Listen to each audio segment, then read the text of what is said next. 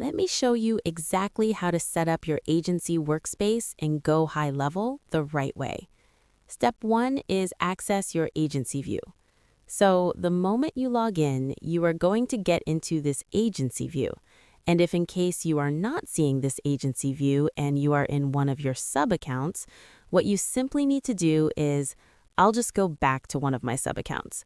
And from here, if I have to go back to my agency view, what I would do is I come here and I see the option of switching to agency view. Now this is my agency view. Over here, you can do a lot of things. This is the agency dashboard. So over here, you can see the total revenue last month, the monthly recurring revenue, the new customers, total customers, the growth rate, revenue distribution, and so on. Now you get started with branding and white label settings. For that, you first head to the Settings button. Over here, you will see the options for My Profile and Company. So you update your profile image, your profile name, the phone numbers, and you select the platform language to be, let's say, English. You set up your passwords, and so on. Now, once you are done with setting up your profile, you move to your company. Now here, this is where you find the white label settings. The white label settings means normally you would be seeing the GoHighLevel logo right here on the top left where you see Sarvan Kumar.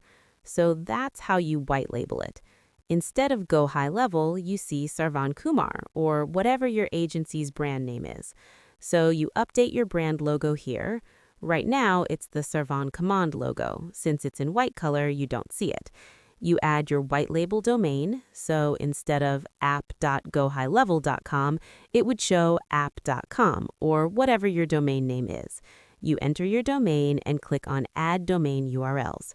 You add the terms and conditions URL, and if you want to, kind of customize, make it look a little different so that it does not look like a raw GoHighLevel thing, you customize the JS, you customize the CSS, you can choose between the light theme and dark theme, and hit on Save. Now, this customizes your dashboard to your brand. Specifically, you can then head on to Advanced Settings. You can take care of certain settings. Over here, you can update your basic details, your company name, your company email, your phone number, your company website, the categories, the addresses, the features that you want to use, i.e. employee, and all of these. And that's how you start with setting things up for the white label part. Next comes integrations. Let's head on to be on the same tab, but go to Integrations. Here you find Phone Integration, Email Services System, Emails LLC, Premium Triggers, iEmployee Workflow, iAutoComplete Address, Private Integrations, Affiliates, and so on. So you go to all of these one by one. Starting with phone integrations, you can use the GoHighLevel system, hit on to agency settings, you are connected to the phone connector phone system. Then you can go to the sub-account settings, you can and activate the phone integration part. Then you can move on to email services, the email services that you want to, the SMS, the custom domain, and you can do all of this setup. If you want to add a service, you can select who the SMTP provider is going to be and click on Save and move forward. Next is the system emails.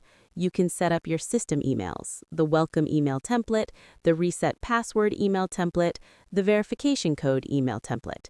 You have some premium triggers, so you can activate it for the sub-accounts that you want these to be active on. Then you have an employee feature. Again, you can choose the accounts that you want these features to be active on, and also you can, if you are in the SaaS mode, you can charge. But if you are a regular agency owner with the $297 plan, you won't be able to activate the billing rebuilding side of it. The Workflow AI, you can activate or deactivate the Workflow AI in the sub-accounts that have taken the access to it. You can choose to auto-complete address or not in the forms that you build. Then you have the options for private integrations. So these are some custom things that if you want to do as an agency, you can. And you can connect your Stripe account, and that's this. So this is a brief about the Settings tab. Next is you create your sub-account. How do you create your sub-account? Is by simply going to Sub-Accounts add a subaccount, and you do all the needful info. Fill in all the needful things. So I need to upgrade my plan to be able to create a new subaccount. But if you are already in that upgraded account, you will be able to add a new subaccount right from here.